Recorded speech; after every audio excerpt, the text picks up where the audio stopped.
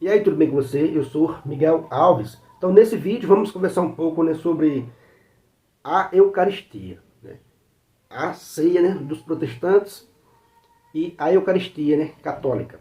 Para os protestantes, alguns, eles não têm, né, uma crença única, né? Cada um tem um entendimento. Eu vi alguns vídeos antes de gravar sobre esse assunto. Eu vi alguns vídeos para mim ter uma base. Alguns protestantes, né, alguns pastores protestantes, diz que Cristo estaria presente só ali durante, né, aquela bênção e que depois não estaria mais, que aquele resto, aquela sobra que aquela sobra do pão, né, e do vinho ali, ou do suco, que algumas denominações usam, ali seria meramente um alimento, né, comum, normal, não teria não teria mais por que ter cuidado com aquela sobra, né? Uns dizem que enterravam no quintal para ninguém profanar, e outros simplesmente dizem que ali voltou a ser alimento comum, alimento normal. Para uns grupos, né?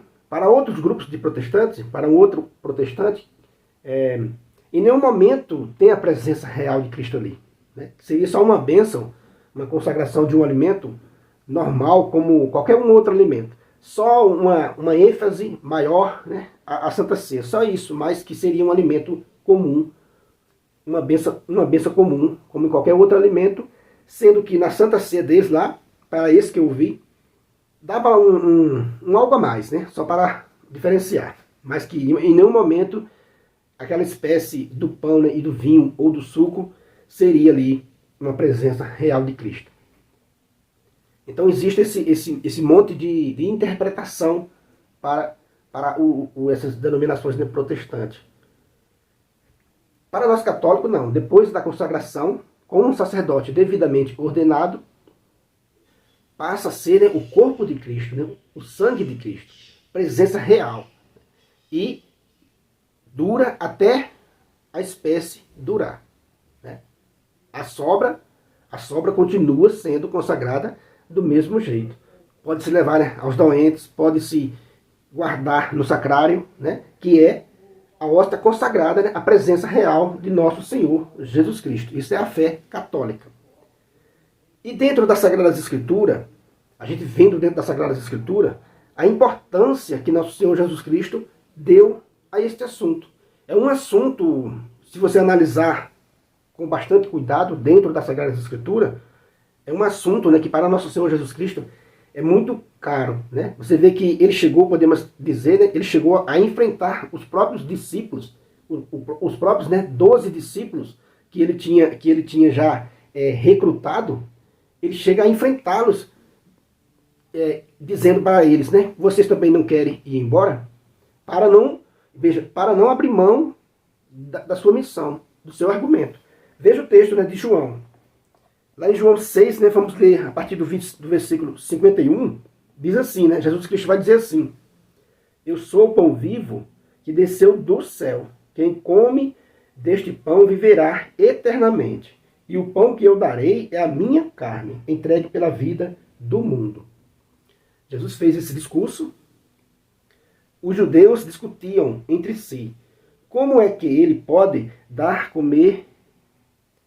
Como é que ele pode dar a sua carne a comer? Um ponto aqui no versículo 52 é que os judeus entenderam que Jesus estava se tratando de sua carne mesmo.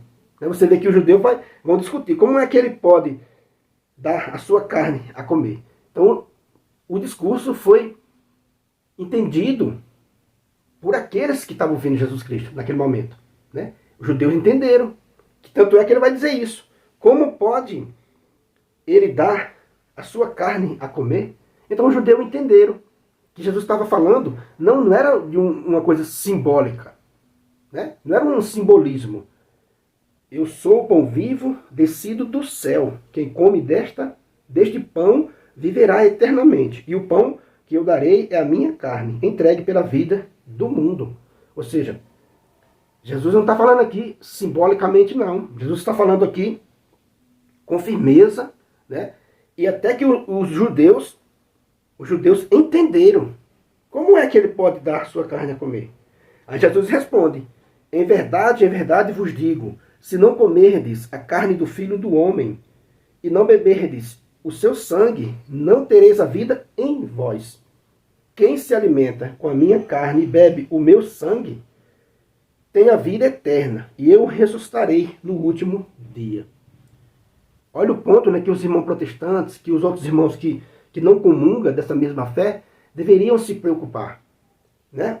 Porque olha o que Jesus diz, quem se alimenta com minha carne e bebe meu sangue, tem a vida eterna, e eu o ressuscitarei no último dia. Então, Jesus não está falando simbolicamente, repito, né? Que tanto é que os judeus entenderam que se tratava da carne e do sangue do Senhor. Como é que ele pode dar a sua carne a comer?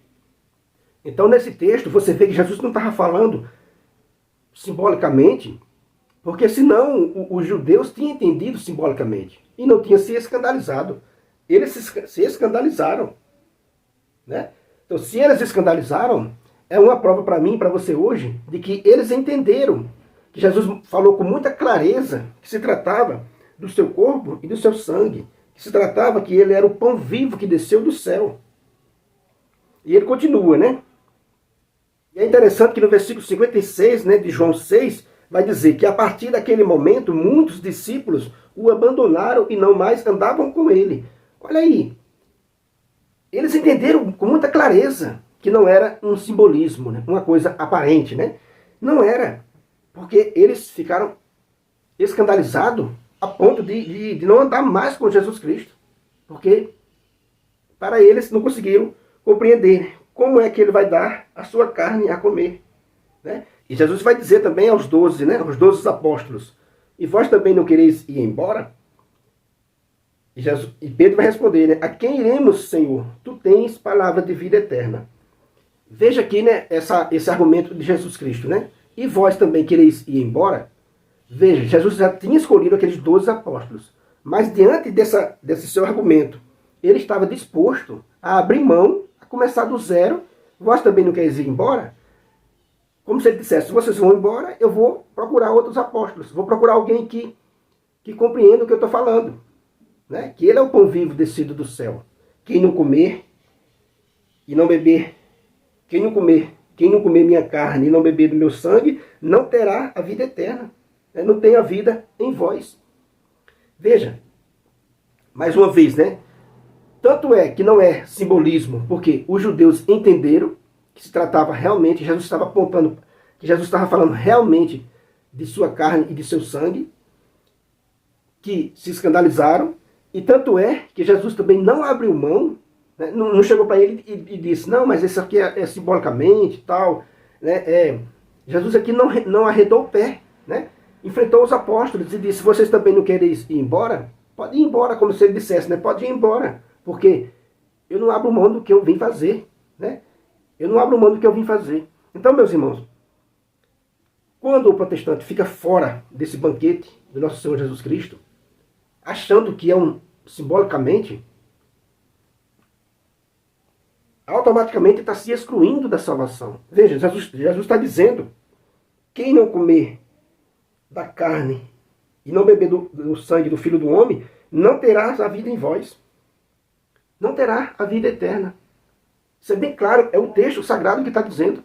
Então, o protestante, como ele não tem sacerdócio, aí ele inventa um monte de desculpa, né? Um monte de simbolismo para não aceitar a igreja de nosso Senhor Jesus Cristo. Né? Quer dizer que, como pano de fundo, o que eles não querem é aceitar a igreja de nosso Senhor Jesus Cristo.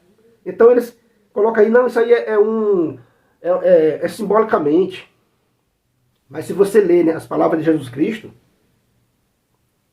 e você vê que os discípulos, que os judeus, né, entenderam do que se tratava, tanto é que ficaram escandalizados, e tanto é que Jesus Cristo também não arredou o pé de sua missão, né? Então isso fica muito claro que a Igreja Católica é a única nesse mundo que cumpre, né, verdadeiramente o preceito de nosso Senhor Jesus Cristo, né, de sua presença real no pão e no vinho consagrado. E que a sobra continua sendo consagrada do mesmo jeito que, enquanto dura a espécie, para nós católicos, continua a presença real de nosso Senhor Jesus Cristo.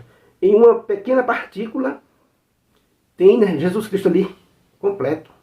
Essa é a beleza da fé católica, que tem atraído muitas pessoas, que tem atraído muitos, né, protestantes, inclusive, né, porque vê aí uma espiritualidade condizente com a palavra de nosso Senhor Jesus Cristo. E não uma coisa que você, isso aqui é um alimento comum, você consagra aqui e depois, quando termina a ceia, já não está mais consagrado. Como assim? Como retirar a bênção?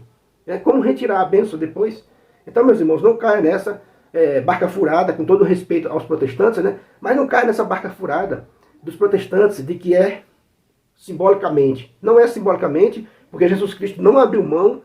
O texto mostra claramente que os judeus, né, ficaram escandalizados porque entenderam realmente do que se tratava. Beleza? Então é isso aí. Se você não é inscrito ainda nesse canal, eu peço a você que se inscreva, compartilhe essa mensagem com outras pessoas, deixa aí um comentário, né, um like para fortalecer o nosso canal. Muito obrigado e fique com Deus.